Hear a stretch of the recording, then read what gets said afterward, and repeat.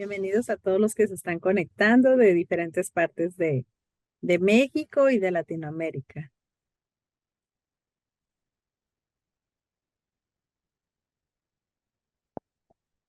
Ahora ya me escucha. Perfectamente. Gracias. Déjame. Ok.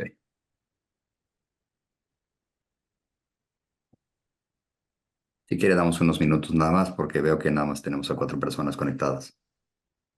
No, son los panelistas y ya tenemos a Ah, más de 30 personas, sí, más de 35 personas conectadas. Sí, pero cuando usted me indique, les comentaba que pues lo vamos a hacer a manera de conversatorio, que vayan poniendo sus preguntas por el chat y pues usted empieza a entrar en materia, ¿verdad? gracias. Una pregunta. Me menciona que comparto aquí el panel con el doctor Carvajal y con el Así señor es, Castro Herrera. ¿Es correcto? correcto. Desconozco en qué orden vamos a comenzar o si directamente comienzan ellos o hacen la introducción para yo no interrumpir y dejarles el tiempo Sí, necesario. no, usted es el invitado, usted da el conversatorio y al final ellos intervienen, ya que se dan todas las preguntas y respuestas, ellos pues dan su opinión sobre el conversatorio. Y Ok, también pueden hacerle alguna pregunta por ahí. de acuerdo, con mucho El, gusto. el doctor Máximo pues es un experto pionero del comercio exterior aquí en México y el maestro Héctor Castro también es destacado del comercio exterior. ¿Qué tal? Un gusto y gracias por recibirme. No sé si guste empezar a irnos comentando sobre su Seguro. trayectoria, como usted lo ve, Perdón, comenzar con qué no le escuché lo último que mencionó. con su trayectoria o con lo que tiene que Eh, nos lleva a la propiedad intelectual, como usted guste. Mire, en cuanto a trayectoria, solamente me gustaría decir que me dedico a propiedad intelectual y entretenimiento desde hace 26 años y es la especialidad que he desarrollado en todo este tiempo. Es un área muy noble del derecho en donde poco explorada a pesar de tener tantos años dedicándome a esto y que favorablemente o afortunadamente ha logrado permear una buena cultura de respeto a la propiedad intelectual cada vez con mayor conocimiento o más gente asidua y esto ha permitido no solamente el desarrollo y difusión de esta materia, sino además que el conocimiento y el respeto llegue a ciertos sectores en donde habitualmente no era conocida o, no, o se entendían otros valores u otros principios, con lo cual no era respetado y se empiezan a liberar estos tabúes en donde estas costumbres, estas eh, creencias que existían, a pesar de no ser cuestión de fe, se empiezan a liberar para entonces proteger derechos que la gente o no conocía que existían o no sabía que se le debían reconocer y a su vez desconocían la manera de poder capitalizarlos, ¿no? En términos generales o vinculado al comercio exterior, ¿cuál es la parte positiva y valiosa de la propiedad intelectual o del entretenimiento incluso? Que al momento de llevar a cabo la prestación de ciertos servicios, la importación o la exportación de determinados productos, que se encuentren vinculados o protegidos o relacionados con la propiedad intelectual, pues no solamente se trata del bien, es decir, del bien corpóreo, de este tangible que puede entrar a territorio nacional o salir desde territorio nacional, sino además tener en consideración que pueden existir otros derechos involucrados o inmersos o incluidos en estos bienes, los cuales también se tiene o se debe tener la certeza que se tiene la facultad para importar, para exportar, para comercializar, para utilizar, para reproducir, para evitar estos derechos. Si bien el producto no lo es todo, también el derecho que puede estar incorporado en él, ¿no? Es solamente el vínculo que pudiera existir de manera directa con la propiedad intelectual y el comercio exterior, y me abocaré específicamente a mi área, que es explicar cómo se conforma la propiedad intelectual, cuáles son los elementos que se desarrollan, cuáles son estos instintos que se deben tener presentes para poder identificarlos, no para volverse forzosamente un especialista o un experto, sino para saber identificar y en todo caso ya poder estudiarlos para tenerlos en consideración, tenerlos presentes al momento de llevar a cabo cualquier acto jurídico. Eso sería, me parece, la parte más valiosa, la parte en la que a mí me gustaría aportar y que lo tuvieran presente. Y a partir de ahí Lo único que yo les pediría para que no se lleve a cabo esto de una manera tan tediosa y que solamente sea una persona la que hable, me gustaría sentirme en un salón de clases, no porque yo les vaya a enseñar, sino para que podamos interactuar y que se sientan con la confianza de interrumpirme en el momento que sea para hacerme la pregunta que pueda ser necesaria, la duda que en ese momento pudiera llegar a surgir, y así lo hacemos de una manera mucho más didáctica, mucho más dinámica y que pudiera fomentar mucho mejor la participación de las personas. Si ustedes están de acuerdo, si me dicen que yo me siga de corrido, tengo saliva suficiente para poder hacerlo a pesar del cáncer, así que encantado. Eh, Nada Muy más que bien. Sí, solito van a empezar a llegar las preguntas por el chat y bueno, pues les decimos que abrimos el chat para que puedan poner sus preguntas y empiece el diálogo, ¿verdad? de acuerdo. Antes de poner una presentación, si quiere, mejor hago la introducción de cómo se lleva a cabo la propiedad, cómo se conforma la propiedad intelectual, cuáles pudieran ser estos elementos generales que existen y después me puedo ir un poco más a profundidad, pero de una manera didáctica para hacerlo, tomando como base que no todos forzosamente tendríamos que estar inmersos o conocer esta materia, si usted me lo permite. Muy bien, adelante. Es decir, en términos generales, ¿cómo se conforma la propiedad intelectual en México? Por una parte, la propiedad industrial y por la otra, los derechos de autor. ¿Qué es la propiedad industrial o cómo está conformada? Lo que entendemos por marcas, o cuando se escucha tengo una marca registrada, que son estos signos distintivos. Signos distintivos que permiten diferenciar productos y o servicios de otros de su mismo rubro, clase o especie. ¿Ok? Una marca, un signo distintivo, puede ser simplemente nominativa, el puro o el mero nombre con el cual se identifica este producto y o servicio.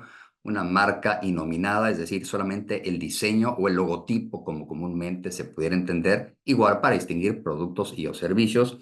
Una marca mixta, es decir, la conformación por ambos, nombre más diseño más el logotipo. Hay marcas sonoras, hay marcas olfativas, hay marcas ahora también que se identifican como el trade dress, que es toda la forma, toda la parte con la que se puede vestir para reconocer o para identificar a un prestador de servicios, y la parte visual o gráfica de un restaurante, por ejemplo, para poder identificarlo sin forzosamente la necesidad de poder ver cuál es la marca con la cual se conoce. También existen las invenciones. Dentro de las invenciones está lo que conocemos como la patente. La patente es aquella consideración y exclusividad que otorga el Estado a aquella persona que la solicita en relación con una invención para que la pueda explotar de manera temporal y en exclusiva. Para poder obtener una patente respecto a la invención se deben cumplir por lo menos tres requisitos. Uno, que no sea evidente para un técnico en la materia, ¿no? Que pueda ser explotado comercialmente, es decir, que tenga, que resuelva o que satisfaga una necesidad y que además, es decir, no haya existido, que sea novedosa, ¿no? En términos generales, esto es lo que protege una patente en relación con una invención. Tenemos modelos industriales, tenemos diseños industriales, hay modelos de utilidad. ¿Qué es un modelo de utilidad? Es también una de las ramas que protegen las invenciones, en donde si bien lo que se inventa, esta creación, no es forzosamente totalmente novedosa, pero sí puede ser una aplicación a algo ya existente que le permite obtener un beneficio adicional y por ello está protegido, ¿no? Otra parte de la propiedad industrial son las franquicias, ¿no? Y todos aquellos elementos a través de los cuales pueden estar conformadas las franquicias, que además incluyen los derechos de autor. Existen, no como tal en la propiedad industrial, pero están las variedades vegetales en donde el obtentor obtiene esta exclusividad en relación con una variedad respecto de ciertas características o condiciones de producción vegetal. Y es decir, esto es lo más común que puede ser aplicado o además relacionado con el comercio exterior. Por otra parte están los derechos de autor. ¿Qué es el derecho de autor? ¿O cómo podemos identificar los derechos de autor? Aquella exclusividad que le otorga el Estado a un particular, y aquí a diferencia de la propiedad industrial, el derecho de autor solamente se le reconoce la calidad de autor a una persona física. ¿Por qué? Porque es la única capaz de poder crear una obra, es decir, el talento, la inspiración, el gusto, la experiencia, la sensibilidad solamente la puede tener una persona física, no una persona moral, por lo cual la característica o la calidad de autor solamente y simplemente se le reconoce a una persona física, pero bien, la titularidad respecto de ese derecho autoral lo podría tener o una persona física o una persona o una persona moral, indistintamente. A diferencia de las marcas, no existen autores, solamente existen titulares. Y en relación con las invenciones, existen los inventores y los titulares. A diferencia y aquí voy haciendo diferencias y voy desmembrando para que puedan entender o considerar todo esto que existe. Un inventor es evidentemente en relación con una invención que puede obtener una patente protegida por propiedad industrial.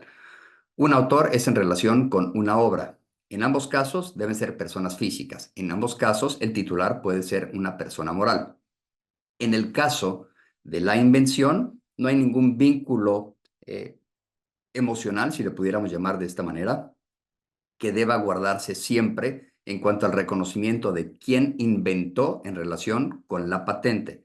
A diferencia del derecho autoral, siempre debe existir este vínculo personal y emocional entre el creador de la obra y la obra de que se trate. Pongo un ejemplo. A lo mejor no sabemos quién inventó este pegamento autoadherible y desprendible que se conoce en estas hojas amarillas inicialmente que se llaman o que se reconocen como Post-it, es decir, que la marca es Post-it, ¿ok? Y a lo mejor jamás nos vamos a enterar quién fue el inventor de ese pegamento que acabó resultando aplicado a ese producto. Y es irrelevante. A diferencia de en una obra literaria, la parte o el vínculo emocional que existe entre el autor y la obra es saber quién escribió esa novela, porque es el crédito, el reconocimiento y la trayectoria que va a tener el autor vinculado a su obra en función de que pueda o no ser explotada. No sé si me doy a explicar en este momento. También los derechos de autor se dividen en dos facetas, el derecho moral y el derecho patrimonial. Perdón, les voy a decir, nada más tengo una condición médica de garganta. eh, Tengo que hacer de repente algunas pausas nada más para toser o beber algo y continuar, pero es momentáneo, disculpen. Sí, no se preocupe. El derecho, el derecho autoral se divide en dos partes, el derecho moral y el derecho patrimonial. Los derechos morales son o es el vínculo que existe, como lo mencioné, entre el autor y la obra de su creación. Es decir, que siempre se le reconozca haber sido el autor, creador de esa obra, que se llama derecho de paternidad. El derecho de integridad, que se refiere a solamente el autor, puede disponer de su obra y hacerlo de él de manera directa, o permitir que terceros puedan hacer modificaciones, deformaciones de cualquier tipo.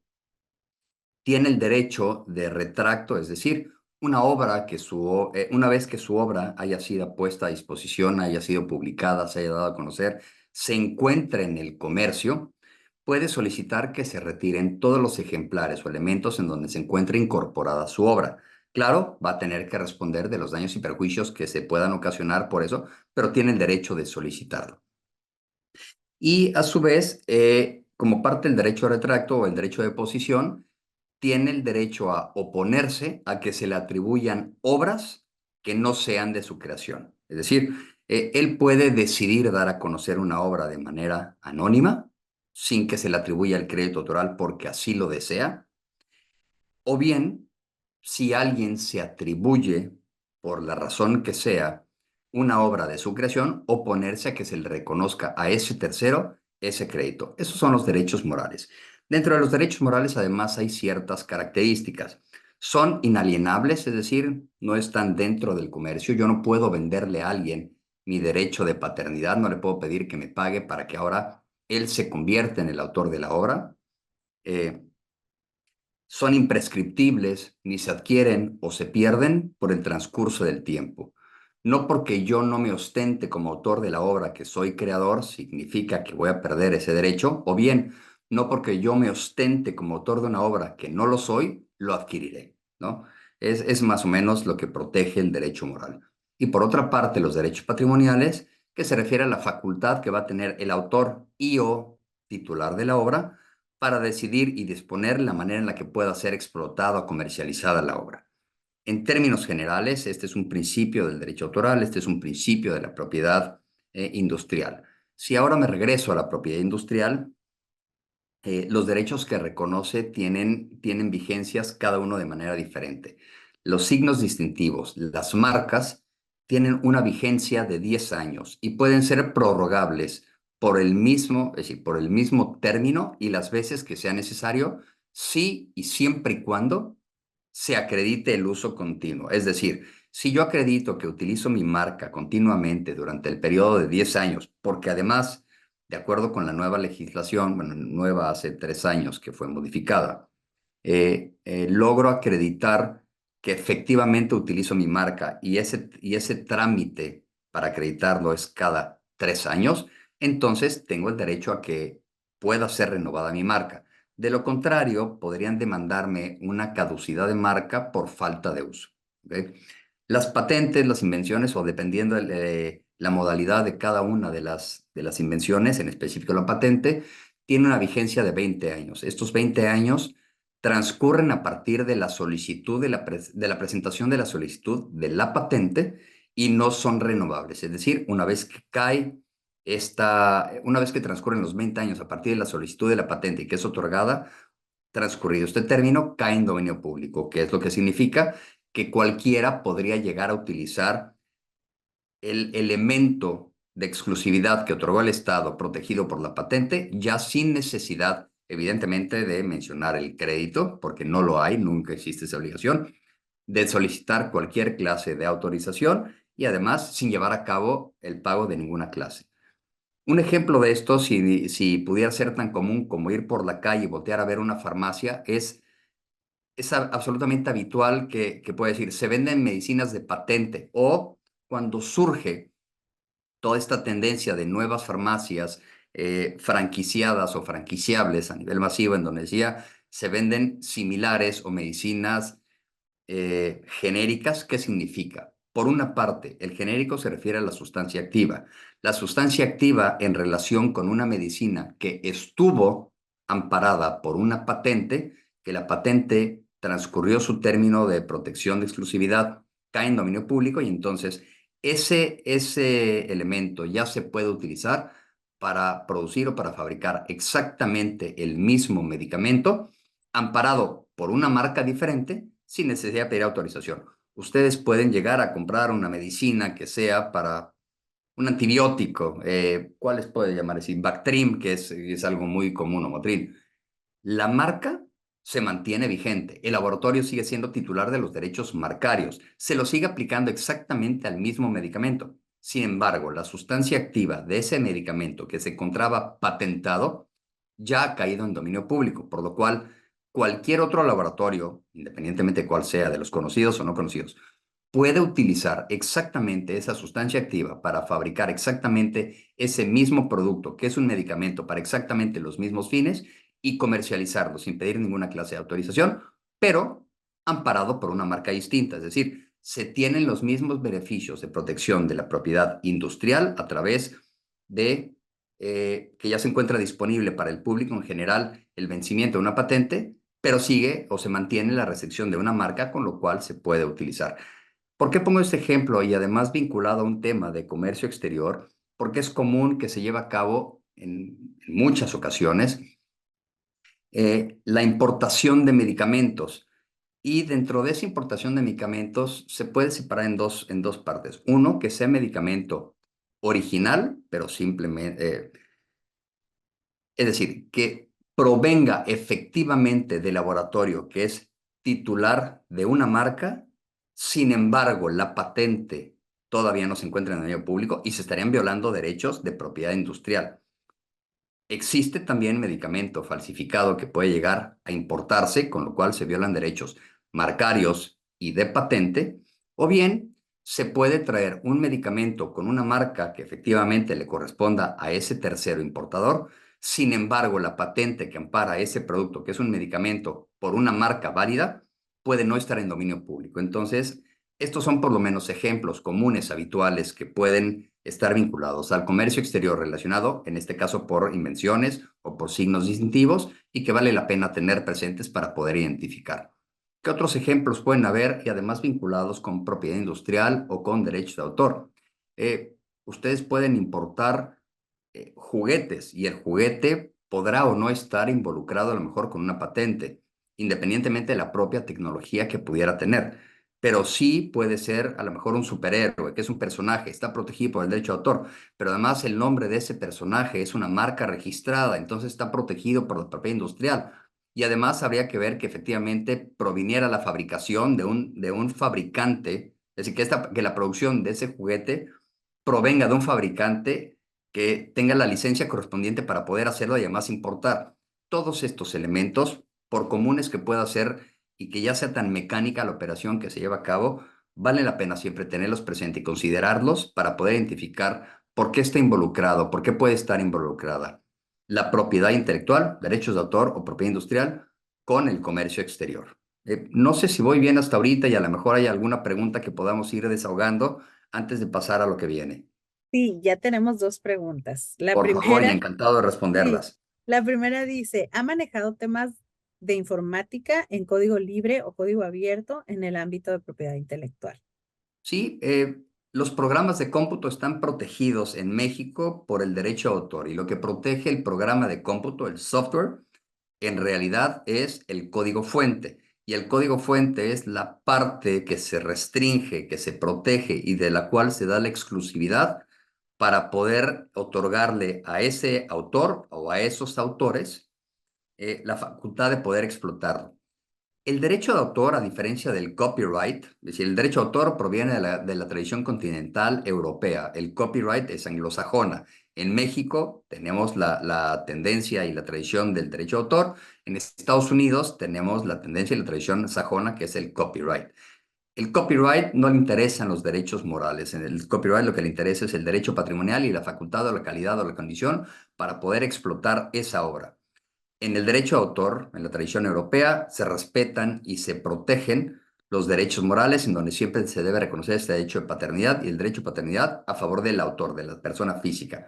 En el copyright, un autor puede ser una persona moral. Entonces, se tiene que identificar primero cuál es la nacionalidad de la obra en función del origen, de dónde fue protegida, creada o registrada, para saber bajo qué tradición viene y en todo caso conocer las restricciones que pudieran poner la legislación de propiedad intelectual de origen de la obra y o de los autores para saber de qué manera tiene que ser protegida y en todo caso comercializada. Muchas gracias. No, Y otra no pregunta. sé si fue claro y si sobre esta misma respuesta sale Sí, alguna pregunta, encantado. ok, sí, que nos contesten por aquí si quedó contestado, por favor.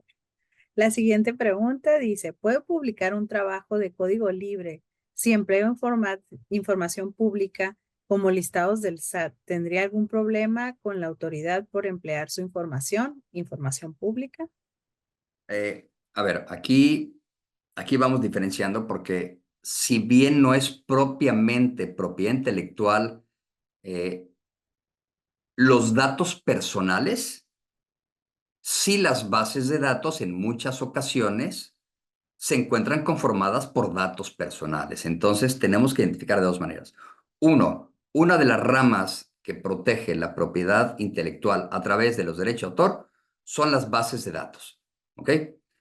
¿Qué es lo que protege la base de datos? No es en sí la información individual e independiente, sino esa compilación de información, la manera en la que se estructuró y la persona que lo hizo. ¿Ok?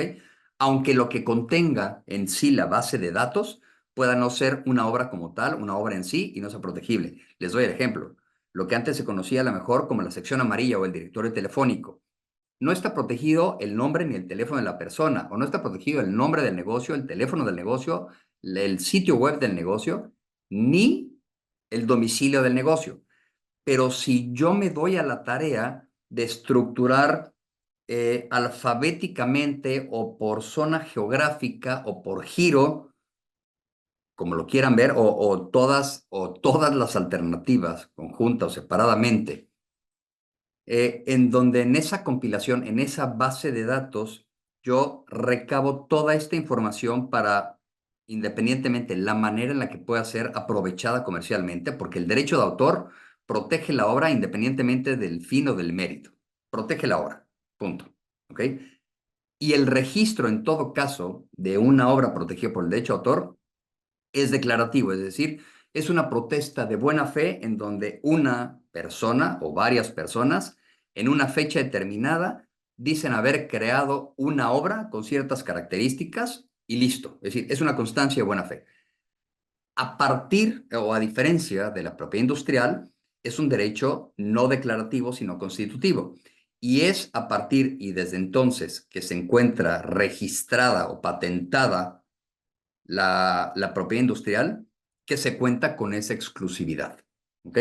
Si me regreso al derecho de autor y al ejemplo que me acaban de decir, yo lo que quiero ser muy claro es, tengo la base de datos. Puedo ser autor de esa obra de compilación que contiene una base de datos.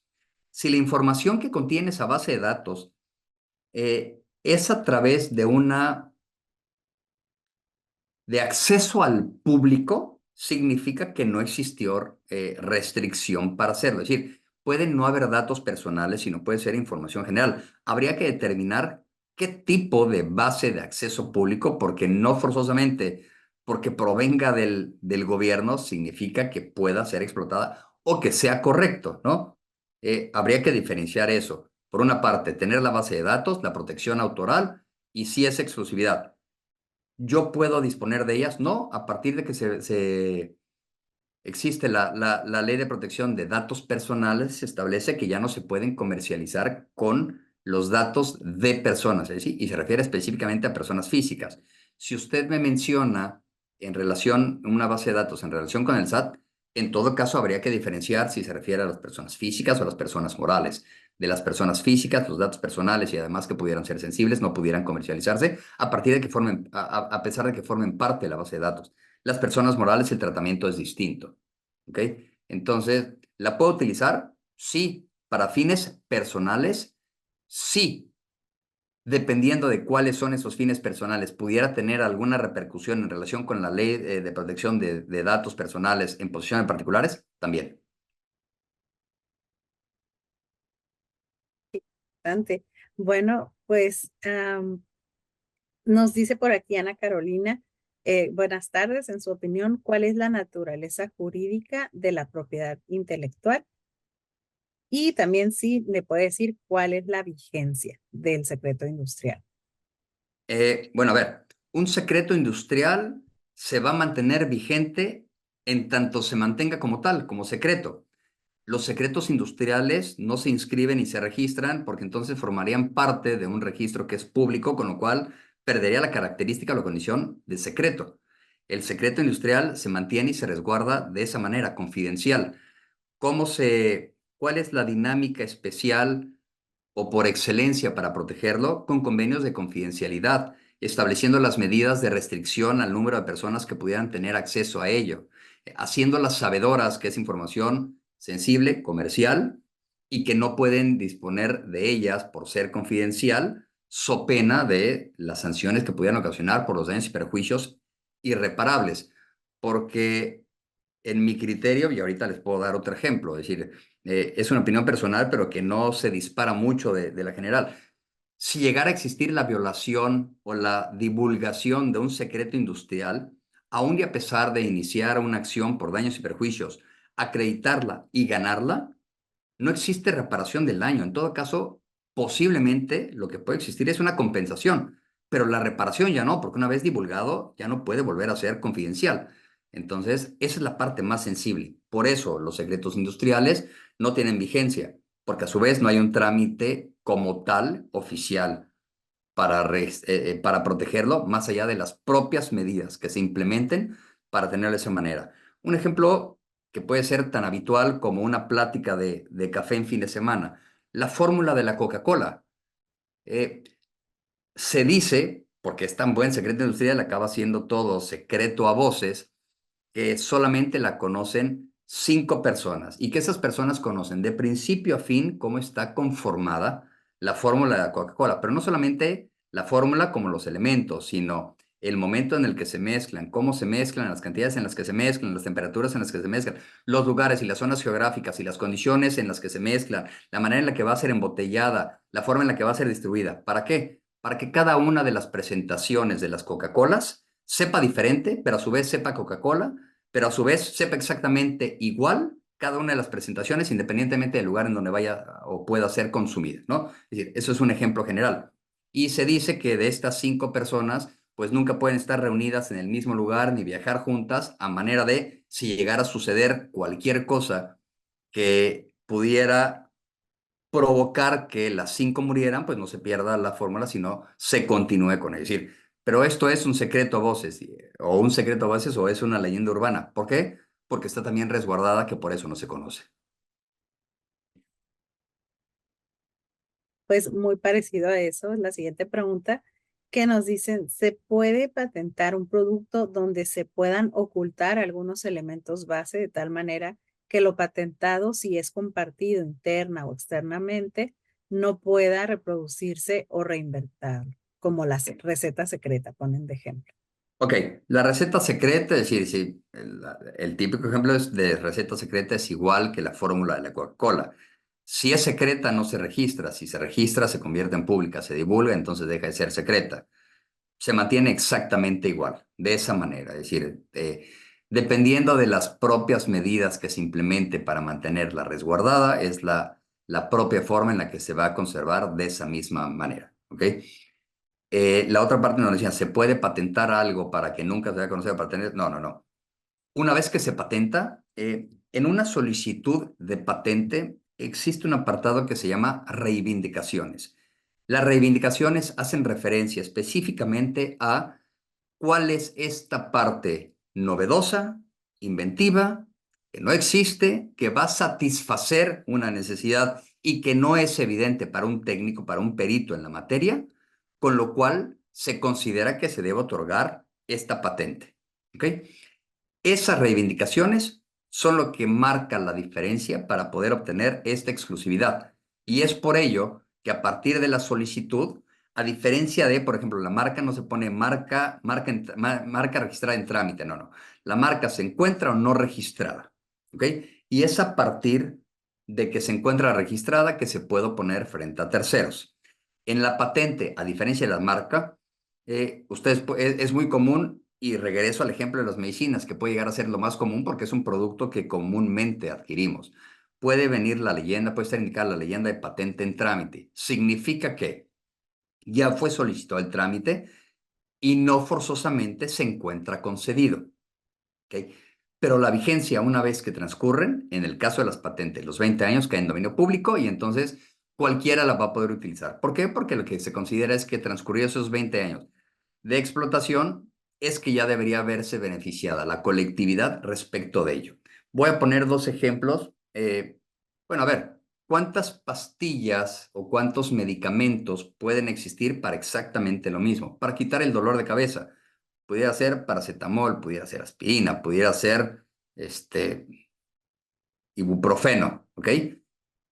El elemento activo, la sustancia activa es distinta. Cada una de ellas pudiera estar patentada. Cada uno de estos productos está amparado por una marca diferente, pero lo que busca es obtener exactamente el mismo resultado a través de este padecimiento. ¿Ok? Una vez que cae en dominio público esta patente relacionada con la sustancia activa vinculado a un medicamento, cualquiera puede utilizarlo, nada más ampararlo por una marca diferente. A eso se refiere con se venden medicinas de patente o se venden productos similares o genéricos, ¿ok? A partir de que se modifica la Ley General de Salud es cuando obligan también, y la Ley General de Salud en materia de publicidad incluso, es en donde se obliga a los médicos que al momento de expedir una receta en donde se indique cuál es el medicamento que debe consumir o al cual debe acceder ese paciente, antes era común que pusieran la marca del producto, haciendo referencia a que ese era, tuviera o no la patente, pero era lo que se tenía en el top of mind, era la marca principal y con lo cual se aventaba al consumidor a adquirir solamente ese producto, pero por la ideología que ya existía sobre la marca. Ahora lo que se debe indicar es cuál es la sustancia activa respecto del producto que está recetando el médico para el paciente para el padecimiento, independientemente de la marca. Esa es la razón por la cual ha cambiado también esto. No sé si quedó resuelta la pregunta, primero del tema de la base de datos, después del secreto, de los secretos industriales y ahora también de la vigencia de las patentes. Yo creo que sí, porque a veces cuando tienen dudas, sí nos ponen ahí que quedó la duda, quedó muy claro. Muy bien, por aquí nos dan también las gracias por la oportunidad de aprender y nos pregunta, ¿las partes o repuestos reemplazables de vehículos, considerados ahora en día como partes reemplazables o genéricas, tienen protección de marca? ¿Qué debería No, hacer, perdón, qué debería disculpe. hacer el comercializador para asegurarse que la autoridad no lo detenga al momento del proceso de importación? Bueno, aquí son diferentes elementos. Primero, y además nos tenemos que ir más para atrás. En muchas ocasiones, las propias armadoras lo que pueden llegar a exigir a los fabricantes de autopartes es, primero, que el software que utilicen para el diseño, trazado y fabricación de cada una de las autopartes sea original. Es decir, que hayan comprado la licencia para llevar a cabo todo el proceso de diseño y de fabricación.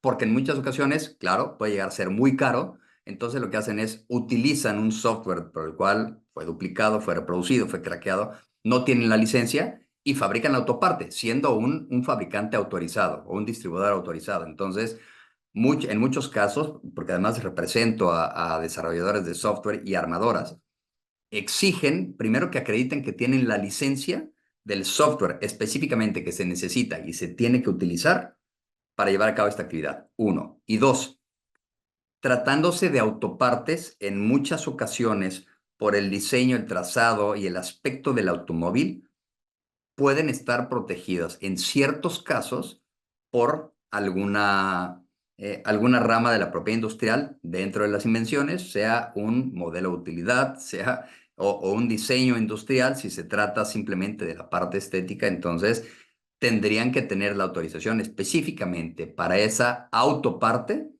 y como consecuencia de ello, en un contrato de licencia, en todos, sería lo que lo ampararía para llevar a cabo importación o exportación, ¿no? Dependiendo de dónde se genera.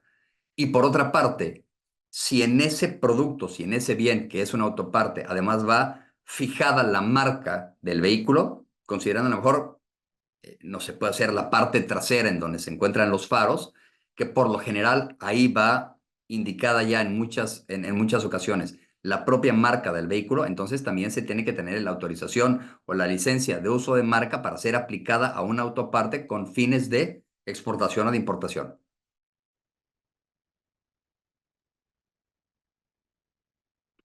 Nos preguntan, en caso de que alguien se anticipe al registro de una marca no siendo el que la creó, ¿qué se puede hacer al respecto? Ok, yo puedo llevar a cabo el desarrollo de una marca para aplicarlo a servicios. Es decir, ¿cómo se protegen las marcas? Existe un clasificador internacional en donde hay 45 rubros, 45 clases. De la 1 a la 34 se refiere a productos. De la 35 a la 45 se refiere a servicios. Por eso una marca puede amparar productos y o servicios. Y les doy el ejemplo. Si yo quiero registrar la marca para juguetes, entonces, pero además no solamente quiero que mis juguetes tengan mi marca, sino además quiero abrir una tienda con esa misma marca para vender solamente esos juguetes. Voy a registrar la marca en clase 40, en clase 35. ¿Qué significa? La clase 35 es comercialización. Entonces voy a tener una tienda cuyo espectacular, cuya marquesina, cuyo anuncio en la entrada va a tener el nombre que yo quiero. Mattel, ¿de acuerdo? Pero además quiero que mis juguetes, independientemente del nombre del producto o del personaje, tengan mi marca. Entonces voy a registrar la marca en la clase 28, que es para juguetes, productos. El juguete es de la marca Mattel, pero además significa que el juguete de la marca Mattel que voy a vender en la tienda de la marca Mattel va a ser Superman, cuyos derechos corresponden a DC Comics. Bien, entonces Superman es el nombre de un personaje, pero además es una marca. Tengo que tener los derechos respecto del titular de esa marca, Superman, para ser aplicada a un personaje, es decir, la necesito en clase 28 y la necesito en clase 41 y además la autorización del derecho autoral para poder fabricar o comercializar o distribuir ese personaje con mi marca de juguetes en mi tienda de juguetes. Esto como esquema general. Debo saber primero entonces, si yo desarrollé una marca y resulta que esta marca que yo desarrollo, que yo trabajo, alguien más, aquí tengo que identificar, alguien más la registra antes que yo, primero saber si es coincidencia o si se hizo de manera dolosa, primero. Si es coincidencia y que suele suceder, habría que ver para qué productos y o servicios yo la quería aplicar. ¿Por qué? Porque las marcas, como les explico, se protegen y se registran por especialidad. Es decir, puede haber una marca en la clase 35 para servicios de publicidad que tenga mi apellido, Pose. Yo puedo tener una agencia de publicidad que se llame Pose, pero puede haber alguien que venda cuadernos con la marca Pose y eso se registra en la clase 16 que nada tiene que ver conmigo. Entonces, nadie podría confundirse bajo el principio de especialidad entre contratar a una agencia de publicidad con el nombre Pose o comprar un cuaderno para escribir o para tomar notas con la marca Pose. Entonces, primero tendríamos que identificar, uno, si esa marca que alguien considera que desarrolló y que alguien más registró su nombre está registrada o protegida en exactamente la misma clase de productos y o servicios que yo pretendía aplicar. Segundo, habría que ver desde cuándo existe o se ostenta esa marca que está en uso. Hay un apartado en las marcas en donde se manifiesta bajo protesta, es decir, ¿verdad? Si ya se ha utilizado antes de haber solicitado el trámite, sí o no, y a partir de cuándo, lo cual tendría que acreditarse y entonces se tendría que demandar o acreditar tener ese mejor derecho. Bueno, y si es alguien conocido es decir, es alguien conocido y que tuvo conocimiento y que se apropió dolosamente o avanzó dolosamente el trámite, pues entonces además habría un fraude. Qué interesante. Muy bien, por aquí tenemos otra que nos manda Carlos y dice, las patentes que caen de dominio público, perdón, en dominio público, ¿dónde pueden ser consultadas? Ejemplo, un sistema de frenos de un vehículo. Ya Eh, está viendo negocio. el Instituto Mexicano de la Propiedad Industrial, que es la autoridad que se encarga de proteger la propiedad industrial, publica una gaceta. En esa gaceta se hacen referencia, indicaciones respecto de las marcas o de las patentes y de todos estos derechos cuya exclusividad es otorgada. Pero en específico, en el tema de las patentes, ¿qué es lo que se debe saber? Se tiene que hacer una búsqueda especializada, en la cual no solamente participa un abogado, sino también, por lo general, ingeniero y respecto de la especialidad, para poder determinar, uno, si efectivamente en este caso, este sistema de frenado, es igual o no al que yo pretendo fabricar o comercializar. Si es así, identificarlo. Después saber si es el que efectivamente está patentado. Ya que se tienen estos dos datos, entonces verificar el estado que guarda esa patente a través del número de expediente, ya sea que esté publicado en la Gaceta o se encuentre todavía en trámite, para saber si ya cayó o no en dominio público y en todo caso saber si se puede utilizar. Pero lo mismo da el sistema de frenado o la medicina.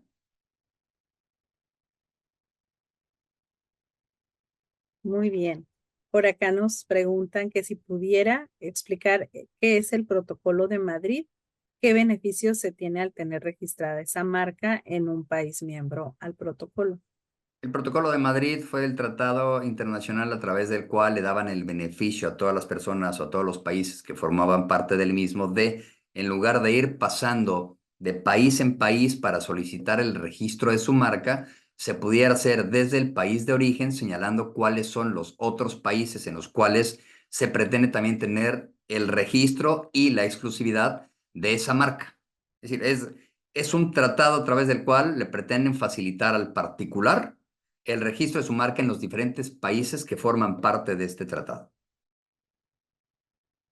La marca es local, es decir, la marca se debe registrar por país en donde se pretende obtener esta exclusividad, por lo menos así es en toda América, independientemente que en Europa, los países que forman parte de la Unión Europea, se puede registrar o se puede hacer un solo trámite en la Unión Europea y nada más seleccionar las clases de productos y o servicios y los países en los que se encuentran parados.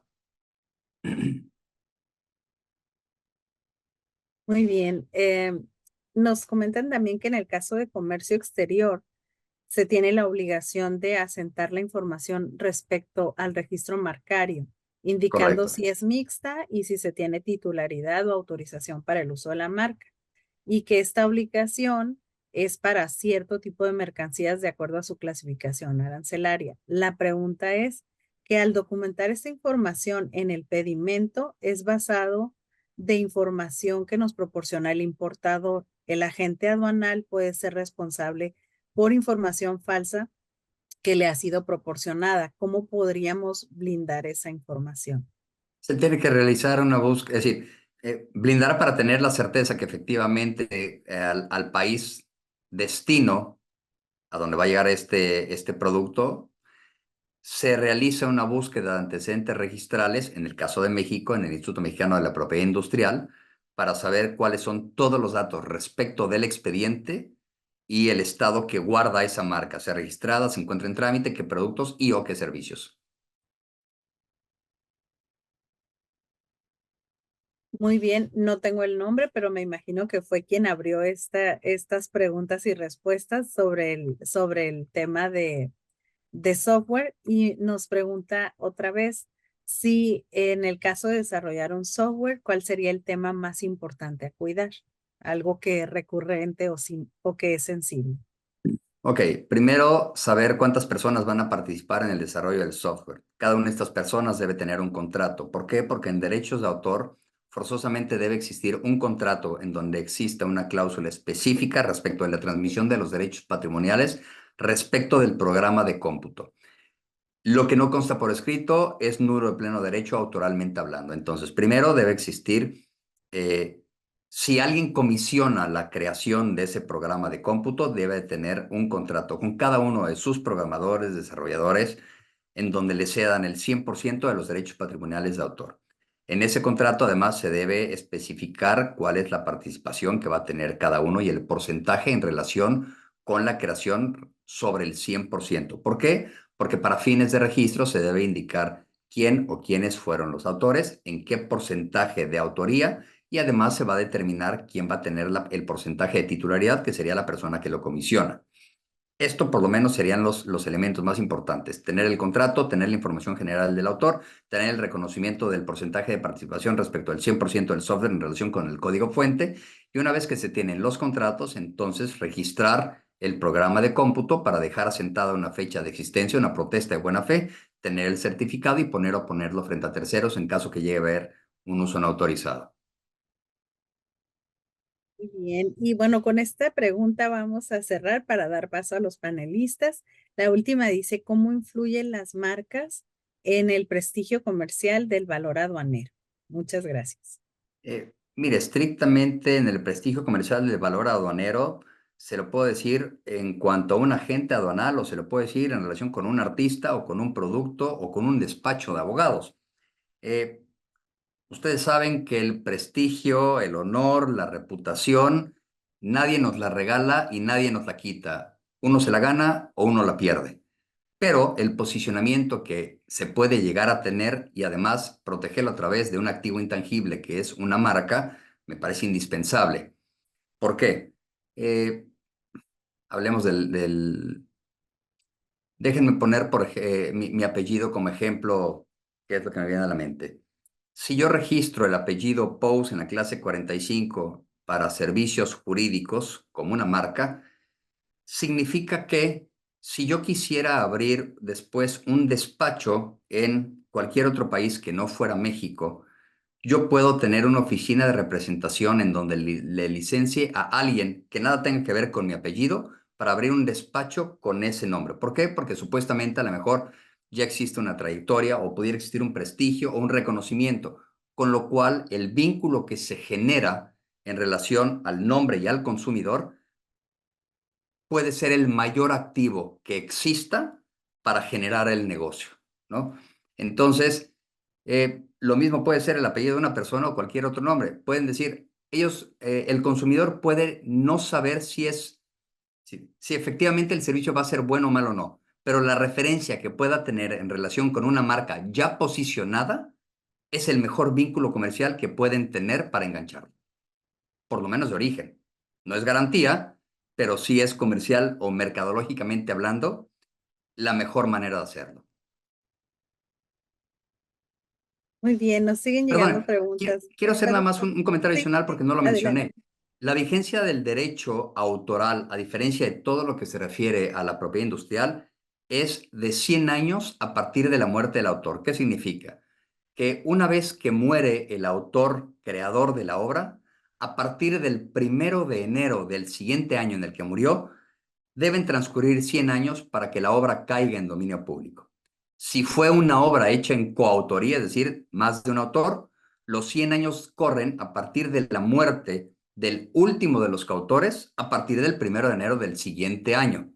Si es una obra póstuma, los 100 años corren a partir de que se da a conocer esa obra. ¿Okay? Nada más para tener presente la vigencia del derecho autoral a diferencia de la propiedad industrial. Muy bien. Yo sabía de los 100 años, pero no después de la muerte. Sí, A partir de la muerte, es a decir, partir de la muerte. para no hablar de la vida de nadie, si yo llegara a morir dentro de 10 años, los libros que yo llegué a escribir serán a partir del 1 de enero, después del año en el que morí, cuando mis causavientes, mis herederos, mis beneficiarios se vean con esta exclusividad para poder explotarlo, lo cual significa que más o menos podrían ser 2 generaciones adicionales las que se vean beneficiadas. Muy interesante. Muy bien. Bueno, pues en este momento vamos a abrir los micrófonos de nuestros panelistas para ver si le quieren hacer algún comentario o pregunta, que siempre son muy interesantes. Adelante, maestro Héctor. Bien, me adelanto, el tema es de lo más interesante y apasionante, sobre todo porque desde el punto de vista aduanero es un reto el tema relacionado con el control de la entidad salida de mercancías y el cuidado de que aquella mercancía que está sujeta a registro dentro de nuestro país no ingrese y de alguna manera compita ilegalmente o deslealmente con otro tipo de importaciones.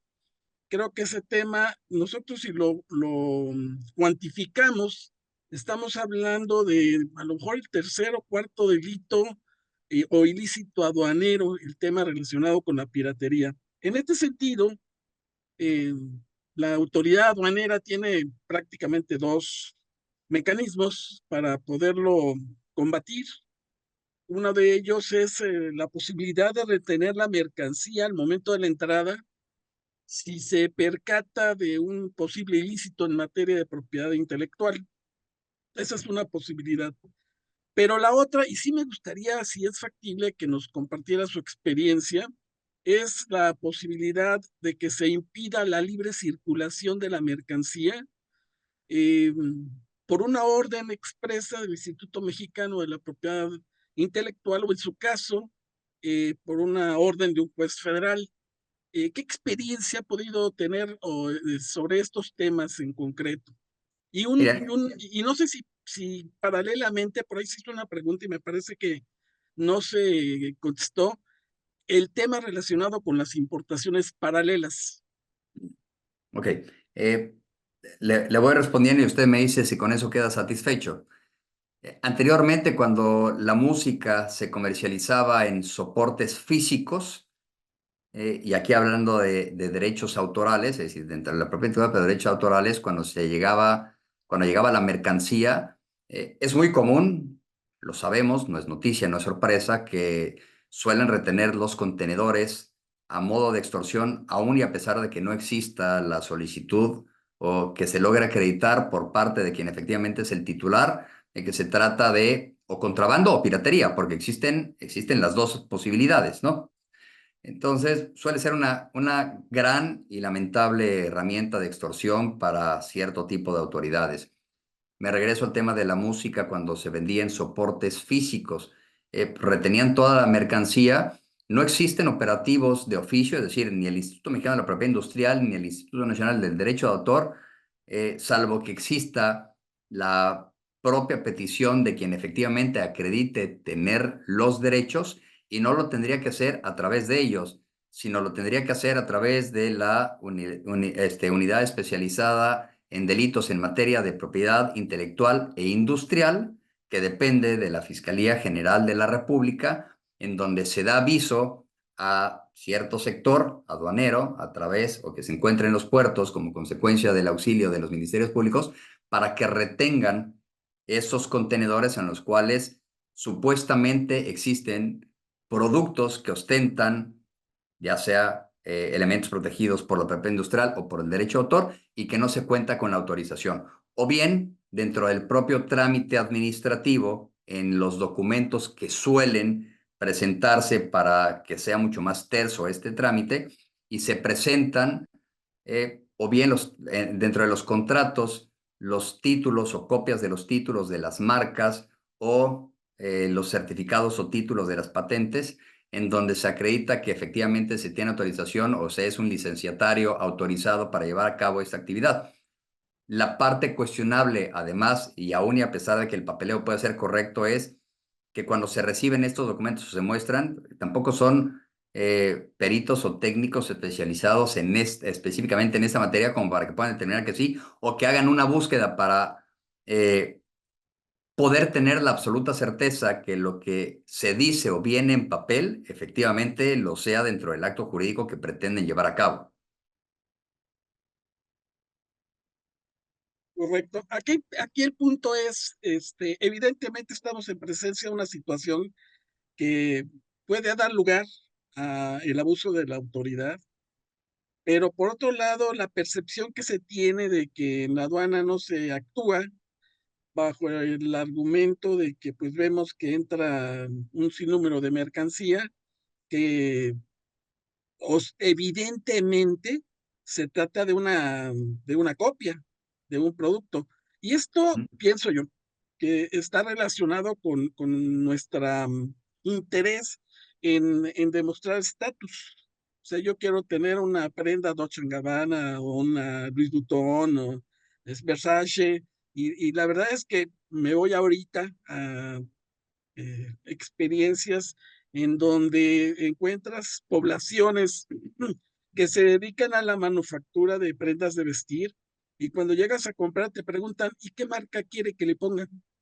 Entonces, es todo un reto, ¿no? Y no solamente qué marca quiere que tenga el producto, sino dentro de la gama que tenemos, qué calidad quiere que tenga el producto de la marca que quiere que le imprima para saber el costo que le voy a dar en función del volumen que va a adquirir.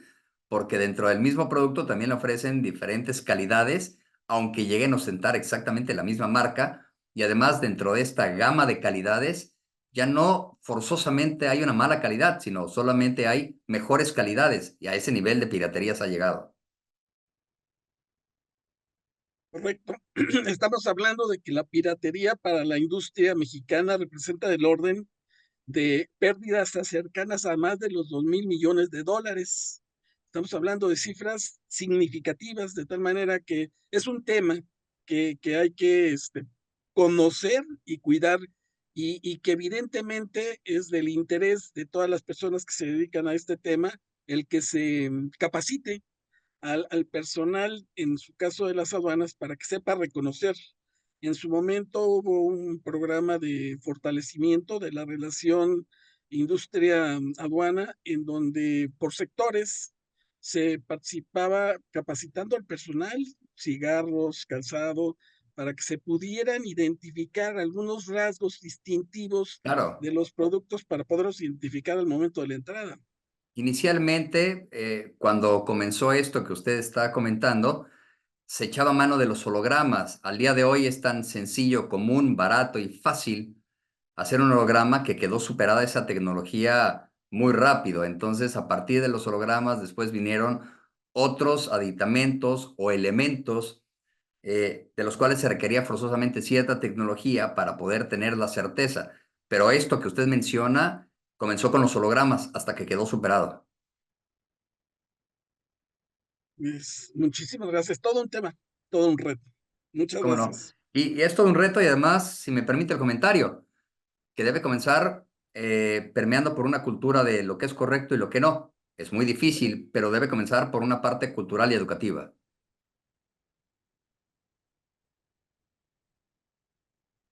Correcto. Muy bien. Doctor Máximo, adelante. Gracias, Guadalupe. Doctor Pous, lo he escuchado con mucho detenimiento a través de su charla y a través de todas las preguntas que le han hecho y que ha contestado usted muy, muy acertadamente. Y la reflexión que me venía haciendo en mi mente es que no cabe duda que el derecho, la ciencia jurídica, caray, está en todas partes, tiene que estar en todas partes. Y no me atrevería a decirlo, pero lo voy a decir, es infinito el conocimiento en materia jurídica. Esto me hacía reflexionar eh, el conocimiento tan profundo que tiene usted de esta disciplina, de esta especialidad, el derecho industrial, el derecho marcario, el derecho autoral, la propiedad industrial. De veras que eh, es todo un tema, como lo dijo Héctor hace un momento, y usted lo domina a la gran perfección, cosa que me ha gratamente, porque como abogado, como maestro, como un especialista en comercio exterior, pues tiene uno que conocer bastantes cosas en estas ramas, pero no como usted lo ha hilvanado, lo ha llevado y lo ha dicho con un gran conocimiento sumamente profundo. De veras, me da muchísimo gusto haber estado en esta ocasión y escucharlo a usted, maestro Guillermo Pous, y lo felicito por ese amplísimo, amplísimo conocimiento sobre una materia tan especializada, tan necesaria en el país. Héctor daba cifras de espeluznantes como son estas en cuanto a lo que puede entrar de contrabando o a lo que puede haber de piratería. Desde luego que son dos ilícitos muy diferentes, pero usted ha manejado extraordinariamente bien su charla. Muchísimas gracias por haber estado hoy con nosotros. Te lo aprecio muchísimo, doctor. Hombre, las palabras que me dan solamente me obligan a seguir estudiando. La plática no fue para enseñarle, sino fue para compartir. Eh, Le aclaro, gracias por llamarme doctor y maestro. Mi grado académico es de licenciado, pero que me lo diga usted vaya, me engrandece. Y después de esta plática, espero que ninguna visita al súper sea igual y cada vez que entren en un pasillo vean una marca y otra y otra y otra en cada producto y se empiecen a hacer bolas, tan bolas que se empiecen a involucrar en esta materia y la disfruten tanto como yo. Claro. Gracias, gracias. Gracias. Sí, súper interesante. Muchísimas gracias. Un tema que hace 20 años, digo, no se manejaba tanto, ¿no? A mí me tocó estudiar mi maestría por ahí en 2001, 2002, y era un tema súper innovador. Y bueno, ahora todo tan controlado y todo lo que viene también nuevo, ¿verdad? Pues bueno, pues muchísimas gracias por esta participación. Llegan felicitaciones, muy claro todo.